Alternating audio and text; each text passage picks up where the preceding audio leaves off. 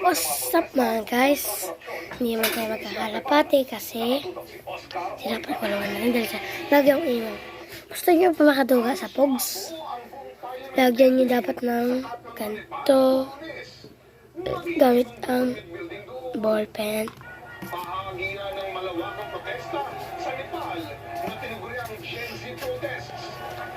Yan, para makaduga po kayo kahit punit. Ganyan po dapat. Hindi po ito punit. Ano lang po yan. Para mailak po ito.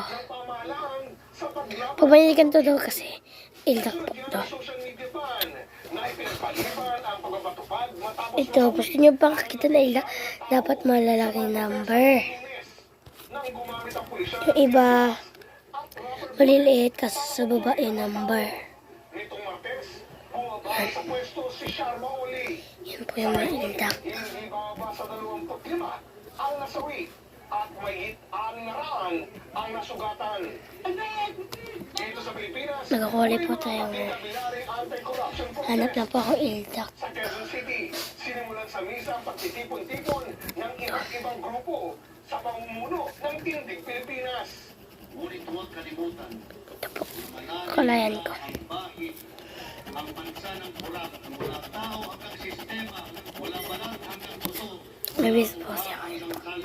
Hindi lang ikaw, hindi lang sila, kundi tayo.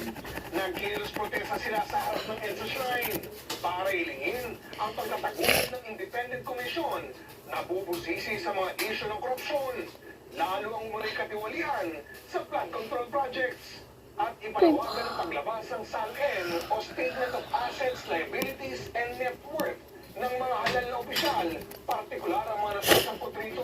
Pwede ang pinaka-guilty, sila ang nag-iimbestiga. Dapat independent commission. Tama na ang pagnanakaw, tama na ang drama, totoong accountability naman. Sana may kasuhan, sana may makulong. Sa Bulacan, nagmarch ang isang grupo ng estudyante sa harap ng DPWH Bulacan First Engineering District na ang mga dating opisyal ay kabilang sa mga iniimbestigahan sa mga anomalyang flood control project sa bansa. Dismayado raw ang grupo sa kanila'y anomalya sa tanggapan. May mga motorista rin nakisali sa pamamagitan ng pagkusina. May mga isasagawa ng kilos protesta ang iba't ibang grupo bukas at sa Sabado. Ayon sa NCRPO, Tapos na po. Ayan. habang mayroon din sa People Power Monument. Sa Cebu, meron po tayong kabuang 2,250 Tapos na po din na din pulis sa na state. nakahanda para sa seguridad.